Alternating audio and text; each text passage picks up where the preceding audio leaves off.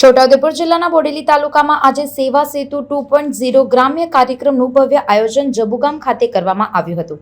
રાજ્ય સરકારની વિવિધ કલ્યાણકારી યોજનાઓનો લાભ ગ્રામજનો સુધી ઝડપથી અને પારદર્શક રીતે પહોંચે તે હેતુથી આ કાર્યક્રમ યોજાયો હતો।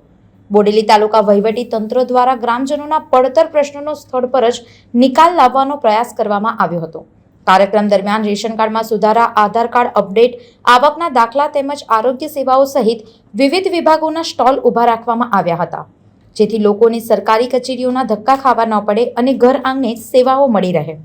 આ પ્રસંગે જબુગામ અને આસપાસના વિસ્તારોમાંથી મોટી સંખ્યામાં લોકો ઉપસ્થિત રહ્યા હતા, જેમાં ઉત્સાહ અને સંતોષનો માહોલ જોવા મળ્યો। સ્થાનિક લોકોએ વહીવટી તંત્રના આ પ્રયાસને વખાણ્યો હતો। સંવાદદાતા સાથે અભિપ્રાય ન્યૂઝ, વડોદરા। આજે બોડેલી તાલુકાનો છેલ્લો સેવા સેતુ કાર્યક્રમ જબુગામમાં હતો। સેવા સેતુનું નામ જ એ છે કે સેવા આપીને એવો સેતુ બનાવીએ કે જે લોકોને સરકારની વિવિધ યોજનાઓ છે તેને લાભ ના મળતો હોય તો ત્યાં સુધી આ બ્રિજ બને।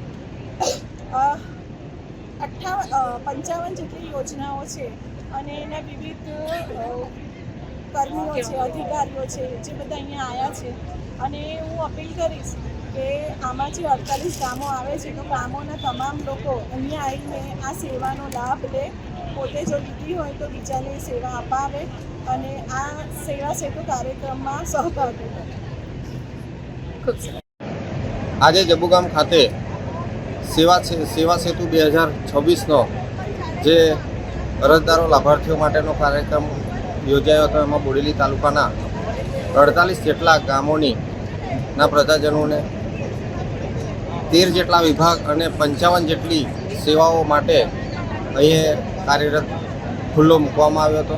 એમાં દરેક ગામમાંથી આરોગ્ય, શિક્ષણ અને ખેતીવાડીથી માંડીને અનેક કેડરમાંથી બધા લાભાર્થીઓએ ઉપસ્થિત રહીને લાભ લીધો અને ખૂબ જ સરકારશ્રીનો આભાર પણ માન્યો।